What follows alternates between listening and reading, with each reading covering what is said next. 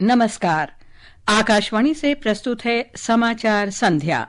जम्मू कश्मीर के पहलगाम में आतंकवादी हमले में कई पर्यटकों के हताहत होने की खबर। राष्ट्रपति द्रौपदी मुर्मू और प्रधानमंत्री नरेंद्र मोदी ने हमले की निंदा की। गृह मंत्री अमित शाह स्थिति का जायजा लेने के लिए श्रीनगर रवाना। प्रधानमंत्री नरेंद्र मोदी जेद्दाह में सऊदी अरब के प्रधानमंत्री मोहम्मद बिन सलमान के साथ रणनीतिक साझेदारी परिषद की बैठक की संयुक्त रूप से अध्यक्षता कर रहे हैं। अमेरिका के उपराष्ट्रपति जेडी वेंस ने कहा, अमेरिका और भारत ने व्यापार वार्ता की शर्तों को अंतिम रूप दिया। संघ लोक सेवा आयोग ने सिविल सेवा परीक्षा 2024 का अंतिम परिणाम घोषित किया। शीर्ष 5 सफल अभ्यर्थियों में 3 महिलाएं शामिल। घरेलू शेयर बाजार में लगातार छठे दिन तेजी। सोने की कीमत पहली बार 1 लाख रुपए प्रति 10 ग्राम पर पहुंची।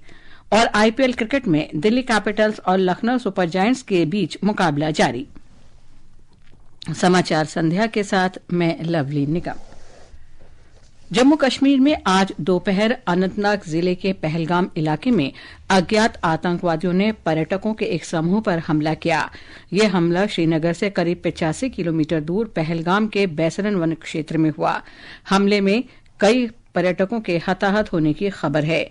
जम्मू कश्मीर के मुख्यमंत्री उमर अब्दुल्ला ने कहा है कि हताहतों की संख्या का पता लगाया जा रहा है और स्थिति स्पष्ट होने पर आधिकारिक तौर पर इसकी जानकारी दी जाएगी। घायलों को जिला चिकित्सालय ले जाया गया है। हमलावरों को पकड़ने के लिए सुरक्षा बलों ने इलाके में घेराबंदी और तलाशी अभियान शुरू कर दिया है। राष्ट्रपति द्रौपदी मुर्मू ने इस हमले को नृशंस और अमानवीय कृत्य बताया है। राष्ट्रपति ने कहा कि निर्दोष नागरिकों पर हमला करना बेहद भयावह और अक्षम्य है। प्रधानमंत्री नरेंद्र मोदी ने भी इस हमले की निंदा की है और कहा है कि इस जघन्य कृत्य के पीछे जो लोग हैं उन्हें बख्शा नहीं जाएगा।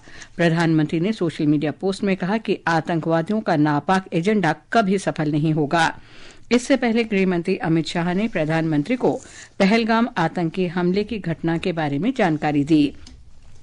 गृह मंत्री सभी एजेंसियों के साथ सुरक्षा समीक्षा बैठक करने के लिए श्रीनगर रवाना हो गए हैं। श्री शाह ने घटना के संबंध में वर्चुअल माध्यम से संबंधित अधिकारियों के साथ बैठक भी की।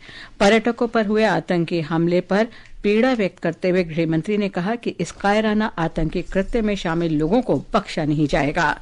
जम्मू कश्मीर के उपराज्यपाल मनोज सिन्हा पहलगाम में पर्यटकों पर हुए आतंकी हमले की निंदा की है। श्री सिन्हा ने कहा कि उन्होंने पुलिस महानिदेशक और सुरक्षा अधिकारियों से बात की है। उन्होंने कहा कि सेना और जम्मू कश्मीर पुलिस की टीमें इलाके में पहुंच गई हैं और तलाशी अभियान शुरू कर दिया है। इस बीच मुख्यमंत्री उमर अब्दुल्ला ने भी हमले की निंदा करते हुए कहा कि वे इस घटना से स्तब्ध हैं। उन्होंने कहा कि इस हमले के लिए जिम्मेदार लोग घृणा के पात्र हैं। मुख्यमंत्री ने कहा कि उन्होंने अपनी सहयोगी और मंत्री सकीना ईटू से बात की है और वो घायलों के लिए की जा रही व्यवस्थाओं का जायजा लेने के लिए अस्पताल गई हैं। आतंकी हमले की सभी दलों के नेताओं ने कड़ी निंदा की है। केंद्रीय मंत्री जगत प्रकाश नड्डा ने कहा कि इस कायराना हमले में निर्दोष नागरिकों को निशाना बनाना निंदनीय है। उन्होंने कहा कि नरेंद्र मोदी सरकार की आतंकवाद के खिलाफ जीरो टॉलरेंस की नीति है और इस जघन्य कृत्य में शामिल लोगों को बख्शा नहीं जाएगा। सूचना और प्रसारण मंत्री अश्विनी वैष्णव ने भी हमले की निंदा करते हुए पीड़ितों के परिवारों के प्रति संवेदना व्यक्त की है। इस बीच क्षेत्र में आतंकवादियों को पकड़ने के लिए अभियान शुरू कर दिया गया है। सोशल मीडिया पोस्ट में जम्मू कश्मीर के उपराज्यपाल मनोज सिन्हा ने कहा है कि सेना और जम्मू कश्मीर पुलिस की टीमें इलाके में पहुंच गई हैं और तलाशी अभियान शुरू कर दिया है। जम्मू कश्मीर सरकार ने पर्यटकों के लिए आपातकालीन सहायता डेस्क स्थापित किया है। सहायता और जानकारी के लिए हेल्पलाइन नंबर जारी किए गए हैं। ये नंबर हैं 0193222337 और 7780885759 9697982527 और 6006365245। ये समाचार आकाशवाणी से प्रसारित किए जा रहे हैं। ताज़ा समाचार जानने के लिए आप हमारे social media handle @AIR news Hindi को फॉलो कर सकते हैं। प्रधानमंत्री नरेंद्र मोदी सऊदी अरब की 2 दिन की यात्रा पर जेद्दाह पहुंच गए हैं। हवाई अड्डे पर उन्हें 21 तोपों की सलामी दी गई। जैसे ही प्रधानमंत्री के विमान ने सऊदी अरब की वायु सीमा में प्रवेश किया, शाही सऊदी वायुसेना के युद्धक विमान उसे अपने साथ लेकर आए। प्रधानमंत्री ने एक सोशल मीडिया पोस्ट में उम्मीद जताई है कि उनकी इस यात्रा से भारत और सऊदी अरब के संबंध और अधिक मजबूत होंगे। श्री मोदी सऊदी अरब के शहजादे और प्रधानमंत्री मोहम्मद बिन सलमान के निमंत्रण पर सऊदी अरब गए हैं। ये उनकी सऊदी अरब की तीसरी यात्रा है। एक रिपोर्ट। प्रधानमंत्री नरेंद्र मोदी पिछले 4 दशकों में सऊदी अरब के वाणिज्यिक केंद्र जेद्दाह का दौरा करने वाले पहले भारतीय प्रधानमंत्री हैं। इस ऐतिहासिक अवसर पर उनका स्वागत 21 तोपों की सलामी और रॉयल सऊदी एयरफोर्स F-15 लड़ाकू विमानों के साथ किया गया। ये दोनों देशों के बीच बढ़ते रणनीतिक संबंधों का प्रतीक है। जेद्दाह में प्रवासी भारतीयों ने प्रधानमंत्री का गर्मजोशी और उत्साह के साथ स्वागत किया। श्री मोदी ने प्रवासी समुदाय के योगदान की प्रशंसा की। इस बीच प्रधानमंत्री सऊदी अरब के क्राउन और प्रधानमंत्री मोहम्मद बिन सलमान के साथ दूसरी रणनीतिक साझेदारी परिषद की बैठक की सह-अध्यक्षता कर रहे हैं। दुबई से विनोद कुमार की रिपोर्ट के साथ समाचार कक्ष से शशांक कुमार। वित्त मंत्री निर्मला सीतारामन ने अमेरिका के सैन फ्रांसिस्को में आईटी उद्योग से जुड़े प्रमुख उद्यमियों से मुलाकात की और उन्हें तकनीकी सहयोग और निवेश के अवसरों का पता लगाने के लिए आमंत्रित किया है। वित्त मंत्री ने आर्टिफिशियल इंटेलिजेंस, क्लाउड और डिजिटल इंफ्रास्ट्रक्चर के क्षेत्र में अवसरों पर चर्चा की। अमेरिकी उद्यमियों ने अमेरिका और भारत के बीच निवेश आधारित सहयोग में अपनी विशेष रुचि दिखाई। उन्होंने निवेश प्रक्रिया को और अधिक सुविधाजनक बनाने के बारे में भी सुझाव दिए। अमेरिका के उपराष्ट्रपति जेडी वेंस ने कहा है कि सदी का भविष्य भारत और अमेरिका के बीच साझा व्यापारिक संबंधों पर निर्भर करता है। उन्होंने कहा कि दोनों देशों ने आधिकारिक तौर पर व्यापार वार्ता की शर्तों को अंतिम रूप दे दिया है। जयपुर में एक बिजनेस समिट में श्री वेंस ने कहा कि अमेरिका के राष्ट्रपति डोनाल्ड ट्रंप की टैरिफ नीति की आलोचना भले ही हो रही हो, लेकिन उन्होंने संतुलित व्यापार का माहौल बनाया है। Critics have attacked President Trump for starting a trade war in an effort to bring back the jobs of the past, but nothing could be further from the truth. He seeks to rebalance global trade so that America, with friends like India, can build a future worth having for all of our people together. उपराष्ट्रपति ने कहा कि रक्षा के क्षेत्र में Bharat America का सबसे करीबी और विश्वसनीय साझेदार है। अमेरिका भारत को विश्व स्तरीय रक्षा उपकरण उपलब्ध कराना चाहता है। विज्ञान और प्रौद्योगिकी मंत्री डॉक्टर जितेंद्र सिंह ने कहा है कि इस वर्ष न्यूक्लियर क्षेत्र में निवेश के पर्याप्त अवसर उपलब्ध होंगे, जिसमें स्टार्टअप्स भी शामिल हैं। हैदराबाद में पहले वैज्ञानिक और औद्योगिक अनुसंधान परिषद स्टार्टअप कॉन्क्लेव के उद्घाटन अवसर पर उन्होंने देश के विभिन्न अनुसंधान संस्थानों के बीच और विज्ञान और प्रौद्योगिकी मंत्रालय के भीतर बेहतर समन्वय की आवश्यकता पर जोर दिया।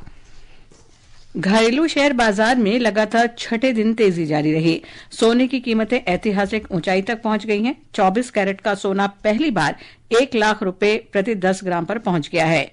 दुनिया में बढ़ते राजनीतिक तनाव और आर्थिक अनिश्चितताओं के कारण सोने की मांग में काफी तेजी बनी हुई है। कुछ दिनों के बाद अक्षय तृतीया का पर्व है, जिसकी वजह से कारोबारी मांग बढ़ी हुई है। आर्थिक जगत की अन्य खबरों के साथ हैं सुबोध मिश्र। बॉम्बे स्टॉक एक्सचेंज का सेंसेक्स आज 187 अंक बढ़कर 79,596 पर बंद हुआ। उधर नेशनल स्टॉक एक्सचेंज का निफ्टी 42 अंक बढ़कर 24,167 पर रहा। अंतर बैंकिंग विदेशी मुद्रा बाजार में $1 की तुलना में रुपया 6 पैसे कमजोर होकर 85 रुपये 19 पैसे पर बंद हुआ और अंतर्राष्ट्रीय बाजारों में ब्रेंट क्रूड का मूल्य $67.21 प्रति बैरल के आसपास चल रहा था। अंतर्राष्ट्रीय मुद्रा कोष IMF ने वैश्विक व्यापार तनाव बढ़ने के बीच और विभिन्न बाधाओं के बावजूद भारत का सकल घरेलू उत्पाद GDP वृद्धि दर 6% से ऊपर रहने का अनुमान व्यक्त किया है। IMF ने आज वॉशिंगटन में अप्रैल 2025 विश्व आर्थिक परिदृश्य रिपोर्ट जारी की। इसमें भारतीय अर्थव्यवस्था के वित्त वर्ष 2025-26 में 6.2% और 2026-27 में 6.3% की दर से बढ़ने का अनुमान लगाया गया है। केंद्रीय अल्पसंख्यक मामलों के मंत्री किरेन रिजिजू ने कहा है कि वक्फ संशोधन अधिनियम का उद्देश्य गरीब मुसलमानों को लाभ पहुंचाना और संपत्ति का दुरुपयोग रोकना है। वक्फ सुधार और जन जागरूकता अभियान के अंतर्गत मुंबई में आज संवाददाता सम्मेलन में श्री रिजिजू ने कहा कि भारत जैसे बड़े देश में जमीन के एक एक इंच का उचित उपयोग होना चाहिए। 9,72,000 से ज्यादा वक्फ संपत्ति हिंदुस्तान में है, लेकिन हिंदुस्तान के गरीब मुसलमानों के लिए कोई काम नहीं आ रहा है। लेकिन उसका दुरुपयोग वक्फ संपत्तियों को कब्जा करके जो लूटे जा रहा है, ये भी एक चिंता का विषय है। तो जो वक्फ बिल को संशोधन किया, मुख्य हमारा 2 लक्ष्य हैं, गरीब मुसलमानों को फायदा पहुंचाना और उसको जो मिसयूज किया जा रहा है उसको भी रोक लगाना। अल्पसंख्यक कार्य राज्य मंत्री जॉर्ज कुरियन ने हज 2025 के लिए प्रतिनियुक्ति कर्मचारियों के लिए 2 दिवसीय 22 और 23 अप्रैल को अनुकूलन सह प्रशिक्षण कार्यक्रम का उद्घाटन किया। ये 2 दिवसीय सत्र चयनित प्रशासकीय चिकित्सा कर्मियों के लिए क्षमता निर्माण और प्रशिक्षण पर केंद्रित है। ये समाचार हमारी वेबसाइट www.newsonair.gov.in और हमारे न्यूज ऑन एआईआर ऐप पर भी उपलब्ध हैं। संघ लोक सेवा आयोग सिविल सेवा परीक्षा 2024 के अंतिम परिणाम घोषित कर दिए गए हैं। शीर्ष 5 में 3 महिलाएं शामिल हैं। शक्ति दुबे ने पहला स्थान हासिल किया है। इस परीक्षा में चौथा स्थान प्राप्त करने वाली मार्गी चिराग शाह ने आकाशवाणी समाचार से बातचीत में कहा कि वो महिला सशक्तिकरण और शिक्षा के क्षेत्र में काम करना चाहेंगी। एजुकेशन को इम्प्रूव करना और विमेन एम्पावरमेंट जो सिर्फ फाइनेंशियल ना हो पर सोशल भी हो और सोशली, फाइनेंशियली, हेल्थ वाइज सारी तरह से विमेन एम्पावरमेंट हो, ये मेरा उद्देश्य रहेगा जब भी मुझे जैसी भी ड्यूटी मिलेगी फुलफिल करने के लिए। 5वां स्थान प्राप्त करने वाले एक अन्य सफल उम्मीदवार आकाश गर्ग ने बताया कि वे सेवा में आने के बाद शिक्षा प्रौद्योगिकी पर ध्यान केंद्रित करेंगे। तैयारी सब बेसिक्स ही है, कोई बहुत ज्यादा मैंने कुछ एक्स्ट्रा ऑर्डिनरी कभी नहीं किया, बट आई वाज कंसिस्टेंट और रेगुलर था मैं अपनी प्रिपरेशन के साथ हमेशा। और अप्स एंड डाउन्स आते हैं पर लेकिन वो हो जाते हैं manage, if we want to तो वो हो जाता है, कोई इसमें बहुत मुश्किल नहीं है, but it's all about the will that we want to have. Pope Francis का अंतिम संस्कार शनिवार को रोम में होगा। दुनिया के कई नेता और गण्यमान्य व्यक्ति इसमें शामिल होंगे। पोप के ताबूत को कल जनता के दर्शन के लिए वेटिकन शहर के सेंट पीटर बेसिलिका ले जाया जाएगा। पोप फ्रांसिस का निधन कल 88 वर्ष की आयु में वेटिकन शहर में उनके निवास पर हुआ था। कैलाश मानसरोवर यात्रा कोविड के 4 वर्ष बाद 30 जून से फिर शुरू होने जा रही है।